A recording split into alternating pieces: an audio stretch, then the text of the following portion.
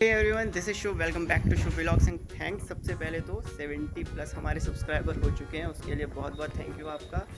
और मेरा जो एक्सपीरियंस रहा केदारनाथ का, वो आज मैं आपके साथ शेयर करने वाला हूँ। किन बातों का आपको ध्यान रखना है, कौन सी ऐसी चीज़ें हैं जो आपको लेकर जानी है, कौन सी ऐसी चीज़ें हैं जो बिल्कुल लेके जाने की ज़रूरत नहीं है, और किस मौसम में हम गए थे और बेस्ट मौसम कौन सा रहता है जाने का, किन बातों का ध्यान रखना है। और प्लस सबसे इम्पॉर्टेंट चीज़, बजट। कितना बजट होता है, क्योंकि ये सवाल सबसे ज़्यादा पूछा जाता है कि यार जाने में कितना पैसा लगता है। तो मैं अपना पूरा एक्सपीरियंस बताऊंगा आपको, बिल्कुल देहरादून से लेके केदारनाथ, फिर केदारनाथ से देहरादून वापस। तो बने रहिए इस वीडियो के साथ। राइट, सो जब हम यहाँ से निकले तो हम देहरादून से निकले, 2 बाइक थी हमारे पास, और हम निकले ऋषिकेश वाले रास्ते से। ठीक है, एक रास्ता मसूरी से जाता है, मसूरी से टिहरी, टिहरी से फिर वो आगे मिलता है घनसाली होते हुए, लेकिन उस रास्ते से हम नहीं गए, हम गए ऋषिकेश वाले रास्ते से। सो जब आप ऋषिकेश वाले रास्ते से जाते हो तो आपके सामने 2 रास्ते आते हैं, देवप्रयाग और टिहरी। क्योंकि हम बाइक से थे और हमको मज़ा आ रहा था कि हम चलिए टिहरी देखते हैं, टिहरी देखते हुए जाएंगे, बांध देखते हुए जाएंगे, गंगा संगम आते हुए देखेंगे। तो हम टिहरी से गए और देवप्रयाग से वापस आए। अब कैसा एक्सपीरियंस रहा, सड़कें कैसी थी? देखिए, सड़कें बहुत अच्छी हैं, कोई इशू नहीं आने वाला है आपको। सड़कें अगर देखा जाए तो 270 टू 80 किलोमीटर का रास्ता है, और 20 किलोमीटर के रास्ते पर ऐसी सड़कें हैं जो थोड़ी सी ख़राब हैं, लेकिन अदरवाइज़ बहुत अमेजिंग रास्ता है। ठीक है, आपको सड़कें में कोई इशू नहीं आने वाला है, बाइक आपकी बहुत ही अच्छे से चलेगी। आप 2 व्हीलर से जाएँ, 4 व्हीलर से जाएँ, आप कैसे भी जाएँ। ठीक है, तो सड़कों के लिए आपको कोई इशू नहीं आने वाला है। बस थोड़ा सा जब आप गुप्त काशी के बाद आप देखेंगे, थोड़ा सा सड़कों का इशू रहता है, थोड़ा टूटा फूटा हो जाता है, लेकिन वो सिर्फ 20-25 किलोमीटर से। अदरवाइज़ बहुत अमेजिंग सफ़र ये होने वाला है। ठीक है, तो हम लोग यहाँ से सुबह 5:30 बजे निकले और हम टिहरी वाले रास्ते से निकले थे। अब टिहरी वाले रास्ते से जब हम निकले तो हम टिहरी पे थोड़ी देर रुके, हमने बांध देखा, काफ़ी देर हम वहाँ पर रहे, फिर हमने वहाँ पर नाश्ता किया।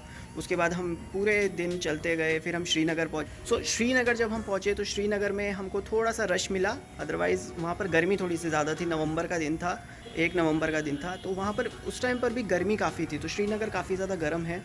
तो फिर हम वहाँ से जब आगे निकले तो हम सोनप्रयाग से थोड़ा सा पहले रुके। अब सोनप्रयाग से पहले हम क्यों रुके, क्योंकि अगर हम सोनप्रयाग में होटल लेते तो वो थोड़ा कॉस्टली पड़ता, ये हमको पहले से पता था। ठीक है, तो अगर आप सोनप्रयाग में होटल लेते हो तो वो कॉस्टली पड़ेगा। अब हमने सोनप्रयाग से 5 किलोमीटर पहले होटल बुक किया, और हमने होटल बुक कैसे किया, हम शाम को जा रहे थे तो अंधेरा हो गया, तो हमने अपनी जस्ट गाड़ी वहीं पर रोकी। हम थोड़ा देख रहे थे कि यार और कितनी दूर बचे हैं, तो सोनप्रयाग ऑलमोस्ट 7 किलोमीटर्स था। लेकिन वहीं पे कुछ घर बने हुए थे, और वहीं पे कुछ अंकल हमसे पूछने लगे कि आपको घर चाहिए, आपको मिल जाएगा रूम, देखिए बहुत सस्ता है, आप हमारे यहाँ पे रुक सकते हैं। तो पहले तो हमने थोड़ा सा थोड़ा सा रहता ही है कि यार क्या पता कौन हो, कैसा हो। लेकिन उसके बाद हमारे पीछे पीछे एक फ़ैमिली भी आ गई। ठीक है, तो वो फैमिली वहाँ पर पहले रुकी हुई थी। ठीक है, तो अब हमको लगा कि चलो ठीक है, हम यहाँ पर रुक जाते हैं। तो उस रूम का किराया क्या था वो तो मैं आपको बताऊँगा ही, लेकिन पहले उस रूम में फैसिलिटी क्या थी। वहाँ पर 2 बेड थे, और बड़े बड़े बेड थे वो, रजाई गद्दे वहाँ पर अवेलेबल थे, तकिए वहाँ पर अवेलेबल थे, तो हमें पिलो मिल गया वहाँ पर, सब कुछ। मतलब एक हमको नाइट स्टे करना था तो वो बिल्कुल प्रॉपर था हमारे लिए, इससे ज़्यादा हमको कुछ चाहिए भी नहीं था। ठीक है, और वहाँ पे आपको एक अटैच वॉशरूम मिल जाएगा। सुबह उन्होंने बोला था कि गर्म पानी मिल जाएगा, और अगर आप चाहें तो चाय भी बनवा सकते हो। तो हमने कहा ठीक है, तो हम वहाँ पर रुक गए। अब ठंडा बहुत था, पानी बहुत अमेजिंग था वहाँ पर, पानी इतना ठंडा था ना कि हम जम गए। तो फिर हमने सोचा चलो सुबह गर्म पानी तो लेंगे, तो गर्म पानी का जो किराया था वो 50 रुपये 1 बाल्टी का था। सो हम 4 लोग थे, हम 1 बाल्टी ली, और हम 2 लोग उसमें नहा गए, तो हमने टोटल 2 बाल्टियाँ ली, तो 100 रुपये में हमारी बाल्टी हो गई थी। उसके बाद जो चाय थी वो उन्होंने 20 रुपये में चाय दी। और चाय ऐसा नहीं था कि छोटे गिलास थे, हमने उनको बोला था बड़े गिलास में मीठी सी चाय बनाना, तो उन्होंने बड़े गिलास में मीठी सी चाय बनाई। आप वहाँ पर रुक सकते हो। और जो ओवरऑल जो ये किराया था वो उन्होंने हमसे 400 रुपीज़ लिया, प्लस हमने जो पानी था, पानी का 100 रुपीज़ अलग से था, और जो हमने चाय पी 50 रुपये की हमने चाय पी। तो जो टोटल हमारा ये हुआ, ये 650 रुपीज़ में हमारा कंप्लीट हो गया। ठीक है, तो 650 रुपये में हमारा कंप्लीट हो गया। 125 रुपीज़ पर हेड आया, तो ये बिल्कुल ही बजट में था, और ये वर्थ इट है। ठीक है, इतने में अगर आपको इतना कुछ मिल रहा है ना, तो गाइज़ ले लो ये अपॉर्चुनिटी। ठीक है, और सोनप्रयाग में अगर हम जाते तो वहाँ पे 1000-1200 में हमको रूम मिलता, और हमको रुकना सिर्फ 12 घंटे के लिए था। दैट्स वाई हमने क्या किया, हम सोनप्रयाग से थोड़ा सा पहले रुके।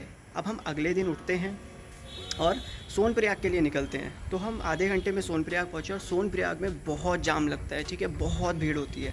हम आधे घंटे तक वहाँ पर जाम में लगे रहे। ठीक है, आधे घंटे तक, मतलब हमारी बाइक, सोचिए हम बाइक से थे और हमारी बाइक को रास्ता नहीं मिला आगे जाने का, क्योंकि एक बस वहाँ पर फंसी हुई थी। खैर थोड़ा सा आगे निकले तो वहाँ पर पार्किंग है, आपने वहाँ पर पार्किंग में गाड़ी खड़ी करनी है। उसके बाद आपको वहाँ से ट्रैकर मिलेगा। तो जहाँ आप पार्किंग में खड़ी करेंगे 40 रुपीज़ पार्किंग का किराया होता है। उसके बाद आप वहाँ से अपना रजिस्ट्रेशन करवाएंगे। हमने करवाया नहीं था तो हमने वहीं पे जाके रजिस्ट्रेशन करवाया। अगर आपका है तो वहाँ से फिर आप डायरेक्टली जा सकते हो, लेकिन हमारा रजिस्ट्रेशन नहीं था तो हमने वहाँ पर रजिस्ट्रेशन करवाया। आधार कार्ड चेक होता है वहाँ पर। तो वहाँ पर रजिस्ट्रेशन करवाने के बाद फिर वहाँ से आपको ट्रैकर में बैठना होता है, ठीक है। तो वहाँ से ट्रैकर चलते हैं। तो अब यहाँ से केदारनाथ 21 किलोमीटर की दूरी पे है, लेकिन अब 5 किलोमीटर के लिए आपको ट्रैकर पे जाना पड़ेगा। सो ट्रैकर का जो किराया रहता है वो ऑलमोस्ट 40 या 50 रुपीज़ के आसपास रहता है। उस टाइम पे तो 40 था, नवंबर 2020 के आसपास ये 40 रुपीज़ था। अब शायद बढ़ गया हो, बिकॉज पेट्रोल प्राइसेस थोड़े से बढ़ गए हैं। देन आप जब ट्रैकर में निकलेंगे, सो ये 5 किलोमीटर का सफ़र है, 15 मिनट में कंप्लीट हो जाएगा और ट्रैकर वाला आपको छोड़ देगा गौरीकुंड में। अब गौरीकुंड से आपका पद यात्रा शुरू हो जाती है। तो जैसे ही आप पद यात्रा शुरू करते हैं तो राइट साइड में आपको गौरीकुंड दिख जाएगा। आप वहाँ पर जा सकते हैं, नहा सकते हैं, और एक तरफ आपका ये पद यात्रा शुरू हो जाती है। वहाँ पर आपका जो आपका रजिस्ट्रेशन हुआ था उसकी स्लिप आपको मिलती है, एक प्रिंट आउट आपको दिया जाता है। तो वो वहाँ पर प्रिंट आउट चेक होता है और फिर आपकी ये यात्रा शुरू होती है। सो हमारी जो ये यात्रा शुरू हुई थी वो एग्जैक्टली 9:15 पर शुरू हुई थी। हमने सोनप्रयाग से हमने ट्रैकर में हम 9:15 पर बैठ गए थे और हम पहुंच गए थे 15 मिनट में। तो 9:30 बजे हमने पद यात्रा अपनी शुरू कर दी थी और ये पद यात्रा हमारी कंप्लीट हुई शाम के 6 बजे। बिल्कुल 6 बजे हम पहुंच गए थे केदारनाथ धाम और वहाँ पर उस टाइम पर आरती हो रही थी। तो जब आप ये पदयात्रा से टोटल वहाँ पर पहुँच जाएंगे तो वहाँ पर आपको आरती देखने को मिलेगी। सो मंदिर के अंदर आपको एंट्री नहीं मिलेगी। अब मंदिर आपके लिए अगले दिन सुबह ओपन होगा। तो जब भी आप वहाँ पर जाएँ तो सबसे पहले अपने लिए रूम बुक करें, ठीक है। तो हमने क्या किया, हम वहाँ पर गए, हमने पूरा आरती देखी, पूरे गाने वाने बजते रहते हैं, बहुत मज़ा आता है, बहुत भीड़ रहती है, बहुत अमेजिंग बहुत अमेजिंग फील होता है। और फिर वहाँ पर आपको रूम बुक करना है और रूम वहाँ पर अगर देखा जाए तो आप गढ़वाल मंडल की वेबसाइट से डोरमेट्री बुक कर सकते हैं, आप होटल्स बुक कर सकते हैं, ऑनलाइन या ऑफलाइन भी बुक कर सकते हैं। लेकिन अगर देखा जाए ना तो कॉस्टली बहुत है, बहुत ज़्यादा कॉस्टली है। अगर वहाँ पर होटल्स की बात करें तो 3000, 4000, 8000, इवन 12,000 तक के वहाँ पर आपको होटल्स मिलेंगे, ठीक है। नो डाउट वो फैसिलिटी वैसी देते हैं, लेकिन आपको सिर्फ रात ही तो बितानी है, ठीक है, और ज़्यादा कुछ थोड़ी करना है। तो वहाँ पर अगर आप डोरमेट्री का देखेंगे तो 600 रुपीज़ पर हेड का किराया होता है, ठीक है। वहाँ पर सामान सबका एक जगह रखा रहता है तो चोरी होने का डर भी रहता है। तो हमने क्या किया, हमने जस्ट दर्शन किए, वहाँ पर भंडारा चल रहा था, हमने भंडारे में खाना खाया। उसके बाद हम वहीं पे ऐसे ही देख रहे थे कि कहाँ पे मिले। तो हमने एक होटल पूछा तो वो 4000 में था, बट हम 1000 रुपीज़ पर हेड तो देने वाले थे नहीं। तो मैक्सिमम हमारा था हम 500 से 600 रुपीज़ देंगे और 2400-2500 रुपये में अगर हमको रूम मिलता है तो हम ले लेंगे, वरना अदरवाइज़ हम टेंट ले सकते हैं, क्योंकि टेंट भी हमको 400-500 में मिलेगा और डोरमेट्री भी हमको 500-600 में मिल जाएगी। सो हमने जब होटल में बात की तो उसने देखा हम 4 लोग हैं, तो वहाँ पर हमने होटल बुक किया 2500 में। सो ये ऑलमोस्ट हमको देखिए 625 रुपये के आसपास पर हेड लगा। अब डोरमेट्री और होटल, ठीक है। डोरमेट्री में सामान चोरी होने का डर है, सुबह अगर वॉशरूम के लिए लाइन भी लग जाती है कई बार। सो बेटर यही है कि हम होटल ले लें। तो हमने 2500 रुपये में 4 लोगों के लिए होटल बुक कर लिया।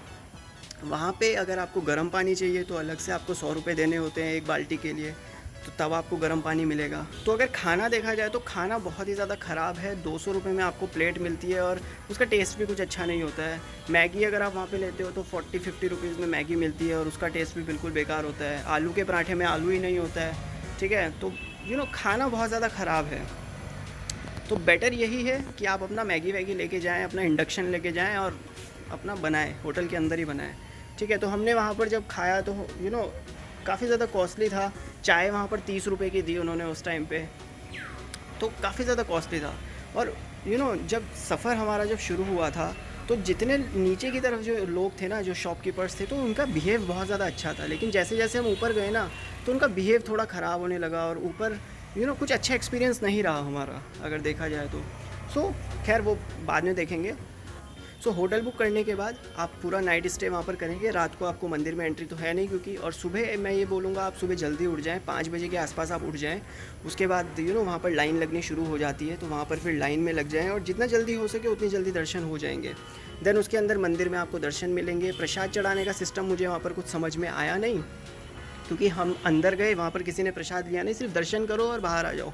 तो हम फिर बाहर आ गए। फिर हम बाहर जो पंडित थे जो तिलक लगा रहे थे नंदी देव के पास, हमने उनसे पूछा प्रसाद कहाँ चढ़ाना है। उन्होंने कहा आप अंदर जा सकते हो इधर से, और 500 रुपये 1000 रुपये का प्रसाद तभी चढ़ेगा।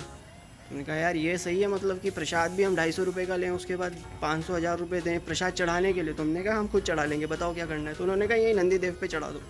तो फिर अंदर प्रसाद नहीं चढ़ा, नंदी देव पे प्रसाद चढ़ गया। ठीक है, तिलक लगाने के लिए वो बोलते रहते हैं 500 रुपये दो, 50 रुपये दो, पैसे रखो, देखो कितना अच्छा है, कितना अच्छा मंदिर है, पैसे दो पैसे दो, वो ऐसे करते हैं। तो आपकी मर्ज़ी है, आप तिलक लगवाओ, पैसे दो ना दो वो आपके ऊपर है। वो तिलक सबको लगाते हैं, लेकिन वो सबको बोलते हैं कि पैसे दो। ज़बरदस्ती नहीं होती है कि दो दो दो, लेकिन ऐसा बोलते हैं कि पैसे दे दो, देखो कितना अच्छी जगह है ये, है ना, देखो बाबा के द्वार आए हो, पैसे दो पैसे दो, वो आपके ऊपर है। अब हमने क्या किया, वहाँ पर हमने पूरा घूमा फिरा, चाय वगैरह पी, सुबह भूख लग रही थी तो नाश्ता भी किया, आलू के पराठे हमने खाए। तो 200 रुपये में हमने आलू के पराठे खाए, लेकिन बिल्कुल बेकार। ठीक है, पेट बिल्कुल नहीं भरा उससे, मन तो बिल्कुल भी नहीं भरा।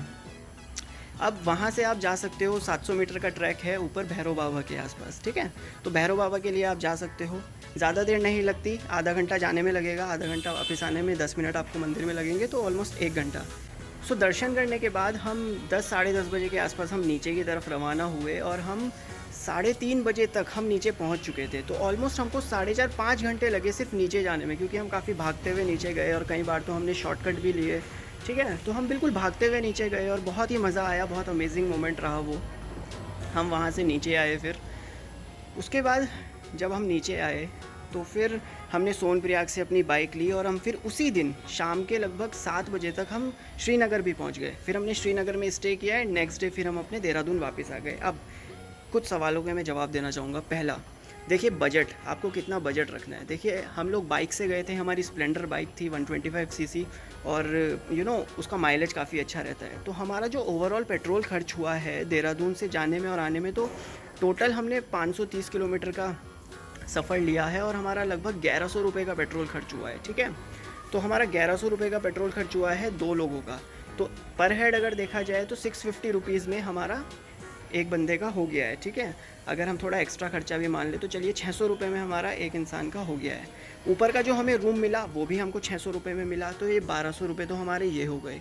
खाने का अगर देखा जाए तो 200 रुपये का आपका खाना लगा लीजिए। ठीक है, क्योंकि अगर आप आ रहे हो तो घर से खाना बना के लाइए, और अगर वहाँ पे रुक रहे हो तो एक दिन तो आपको वहाँ पे खाना ही होगा, वरना आप इंडक्शन और मैगी बना सकते हो। ठीक है, होटल के अंदर चुपचाप। अब 1200 रुपये तो ये हो गया। ठीक है, और जो हम सोनप्रयाग में रहे थे तो 200 रुपये आप वहाँ का मान के चलिए, तो 1400 रुपये। तो अगर ओवरऑल 200 रुपये और एक्स्ट्रा लगा लें तो 1600 रुपये में आपकी केदारनाथ की ट्रिप कंप्लीट हो सकती है, अगर आप 4 लोग हो। ठीक है, क्योंकि हमारी हो गई तो आपकी भी हो जाएगी। प्लस अब कुछ इंपॉर्टेंट चीज़ें जो आपको ध्यान में रखनी है। ठीक है, तो क्या चीज़ें लेके जानी है। देखिए अगर आप मई और जून के टाइम पे जा रहे हो तो थोड़े से गर्म कपड़े आपको हमेशा लेके जाने हैं वहाँ पर। शूज़ आपको हमेशा पहन के जाने हैं। ठीक है, स्लीपर में आप बिल्कुल चढ़ाई मत चढ़िए, शूज़ आपको हमेशा पहन के जाने हैं। प्लस अगर आपके पास मेडिसिन वगैरह है तो आप अपनी मेडिसिन लेके जाइए, पेन किलर लेके जाइए, सर दर्द की गोली लेके जाइए, फीवर की गोलियाँ लेके जाइए, उल्टी की गोलियाँ लेकर जाइए। ठीक है, और ये चीज़ें आपको लेके जानी है। दूसरी चीज़, आपके पास एक अम्ब्रेला होना चाहिए, आपके पास रेनकोट ज़रूर होना चाहिए, ये बहुत इंपॉर्टेंट है। ठीक है, वहाँ पर क्या होता है ना, बहुत जल्दी मौसम बदलता है, बहुत जल्दी बारिश आ जाती है। सो ये चीज़ें आपको लेके जानी है। इसके अलावा आपको क्या, पानी कैरी करने की ज़रूरत नहीं है। रास्ते में आपको बहुत सारे वाटरफॉल मिलेंगे तो पानी आपको वहाँ पर ईज़िली मिल जाएगा। प्लस ज़्यादा कपड़े लेके जाने की ज़रूरत नहीं है, जो आपने पहने हुए हैं बस आप उन्हीं में घूमिए। ठीक है, क्योंकि अगर जितना कम वज़न आप लेकर जाएंगे उतना चढ़ाई में आपको आसानी होगी, आप उतना ईज़िली ऊपर चढ़ पाएंगे। अब अगर आप सर्दियों में जाते हैं तो ये सारी चीज़ें आपको लेके जानी है। प्लस आपको ब्लैंकेट्स लेके जाने हैं। ठीक है, अपने ब्लैंकेट्स, क्योंकि वहाँ पे जो रजाइयाँ मिलेंगी ना आपको डोरमेट्री में या कहीं पे भी, वो इतनी ज़्यादा गर्म नहीं होती है। सोचिए हम अपने ब्लैंकेट्स लेके गए थे और हमने उन रजाइयों के ऊपर अपने ब्लैंकेट्स भी डाले, तभी वो ठंड हम रोक पाए। क्योंकि उस दिन टेम्परेचर था -3 to -5 डिग्री सेल्सियस के आसपास, बर्फ़ बहुत पड़ रही थी, और सारी रात बारिश हुई। फिर उसके बाद ना रात को बर्फ़ पड़नी शुरू हो गई, तो ठंड बहुत ज़्यादा डाउन हो गई थी। ठीक है, और अगर आप वहाँ पर शूट वगैरह करते हैं तो पावर बैंक ज़रूर लेके जाइए, क्योंकि ठंड में क्या होता है ना, बैटरी बहुत जल्दी ड्रेन हो रही थी। हमारी बैटरी हमने देखा 90%। हम घर से बाहर निकले, हमने एक वीडियो बनाई, बैटरी 50% आ गई। सो सर्दियों में बैटरी बहुत जल्दी ड्रेन होती है, तो आप पावर बैंक्स वगैरह वहाँ पर लेकर जाइए, तभी आप कैप्चर कर पाएंगे। अब इम्पॉर्टेंट चीज़ ये है, देखिए पैरों के नाखून आप हमेशा काट के लेके जाइए, बिकॉज़ जैसे जैसे आप ऊपर चलेंगे ना तो पैरों के नाखून आपको दिक्कत पहुंचाएंगे अगर वो बड़े होंगे तो नाखून आप बिल्कुल काट लीजिएगा। इसके अलावा देखा जाए तो रेनकोट और छाता आपके पास होना चाहिए। दवाइयाँ आपने ले ली है, पानी की ज़रूरत आपको ज़्यादा नहीं है। प्लस अगर अब आप सर्दियों में जा रहे हैं तो देखिए जूते कपड़े के मत पहनिएगा, ठीक है। हमेशा थोड़े हार्ड टाइप के जूते पहनिएगा, जो थोड़े हार्ड हों, क्योंकि मैंने कपड़े के जूते पहने और वो पत्थर ना चुभ रहे थे। सो जूते हार्ड पहनिएगा, तभी आप इजीली ऊपर जा पाएंगे। और एक ये चीज़ देख लीजिए, अगर आपको बीपी की प्रॉब्लम है, ठीक है, अगर आपकी सांस फूलती है, ठीक है, या इस तरह की अगर आपकी कोई प्रॉब्लम है, तो फिर आप पद यात्रा ना करें। उसके बाद आप खच्चर पे भी मत जाइएगा, ठीक है, क्योंकि देखिए खच्चर क्या होता है ना, बहुत कोने कोने पे चलता है, तो हमने देखा है लोग बहुत ज़्यादा डरते हैं उस पर बैठने से। तो इससे अच्छा है कि आप या तो पैदल यात्रा करें या फिर आप सीधा हेलीकॉप्टर से जाएँ, ठीक है। अब खच्चर का किराया कितना होता है, देखिए ये जो खच्चर है इनका किराया ऑलमोस्ट 2200 रुपये से 3000 रुपये के बीच में होता है, ठीक है। वो डिपेंड करता है आप कौन से सीज़न में जा रहे हैं, तो उसी हिसाब से अपना किराया डिफ़ाइन करते हैं। खच्चर आपको कहाँ से मिलेंगे, जैसे ही आप अपनी जर्नी शुरू करेंगे वहाँ से आपको खच्चर मिल जाएंगे, बीच में आपको खच्चर मिल जाएंगे, तो वो बीच बीच में होते हैं। अगर आप थोड़ा सा पैदल चलते हैं और थक जाते हैं तो बीच में आप फिर से खच्चर ले सकते हैं, ठीक है। अब अगर हेलीकॉप्टर से जाना चाहें तो कितना खर्चा लगता है, देखिए अगर आप हेलीकॉप्टर से जा रहे हैं तो ऑलमोस्ट आपको 6500 से 7000 के बीच में खर्चा आएगा। क्योंकि जब हमने पूछा था नवंबर 2020 के आसपास, तो वहाँ का जो किराया था वो 3700 रुपये था, और अगर आप आने जाने का एक साथ बुक कर लेते हैं तो वो बता रहे थे कि ये ऑलमोस्ट हमारा 6900 या 7000 में बुक हो जाएगा। सो ये इतना कॉस्टली पड़ जाता है। सो यही एक सफ़र है, और अगर आप प्रॉपर प्लानिंग के साथ जाएं, हायर एल्टीट्यूड में अगर आप जा रहे हैं तो कुछ चीज़ों का आपको ध्यान देना है। जैसे पहली चीज़, जैसे एक और चीज़ है, और वो है कि आपको कपूर और अदरक, ये दोनों चीज़ें आपको लेके जानी है, क्योंकि ऊपर जाके सांस फूलती है, तो कपूर और अदरक आपको काफ़ी ज़्यादा हेल्प करेंगे। सो आई होप आपको ये वीडियो समझ में आया होगा। आपका कोई भी सवाल हो आप कमेंट बॉक्स में पूछ सकते हैं। तो इन्हीं चीज़ों का आपको ध्यान रखना है, और ज़्यादा कुछ नहीं है। देखिए ज़्यादा कॉस्टली नहीं है, बस खाना थोड़ा सा कॉस्टली है एंड ऊपर जाके थोड़ा सा कॉस्टली है, बट नीचे काफ़ी सोनप्रयाग के आसपास भी काफ़ी ज़्यादा सस्ता है। कोई इशू नहीं होने वाला है आपको, बिल्कुल आप जा सकते हो। देखिए हर जगह क्या होता है ना, एक झूठ फैल जाता है कि बहुत ज़्यादा कॉस्टली है, क्या पता हम ट्रैवल करें कितना रुपया लगेगा। देखिए बहुत कम लगता है, ट्रैवलिंग में बहुत कम पैसा खर्च होता है, ठीक है। बस ट्रैवलिंग के लिए ना आपको थोड़ी सी हिम्मत चाहिए होती है, दैट्स इट। सो बिल्कुल आप केदारनाथ जाइए। एंड अगर मैं पर्सनली बोलूँ ना तो यस, बहुत ही अमेजिंग है, बहुत जन्नत वाली जगह है। जब वो पीछे के पहाड़ आप देखोगे ना, वो आप फील ही कर पाओगे, वो सिर्फ आप बता नहीं सकते किसी को कि आप क्या फ़ील कर रहे हो, इतना खूबसूरत वो जगह है, ठीक है। तो जहाँ आप खुद सोचिए ना, जब स्वर्ग है, वो स्वर्ग से हवा आ रही है वहाँ पे, तो कैसा होगा वो। तो आई होप आपको ये वीडियो पसंद आया होगा। कोई भी सवाल हो आप पूछ सकते हैं। और यहाँ पर बारिश आ गई है, तो चलिए, अच्छा लगा हो वीडियो को लाइक, चैनल को सब्सक्राइब ज़रूर करेगा। बाय।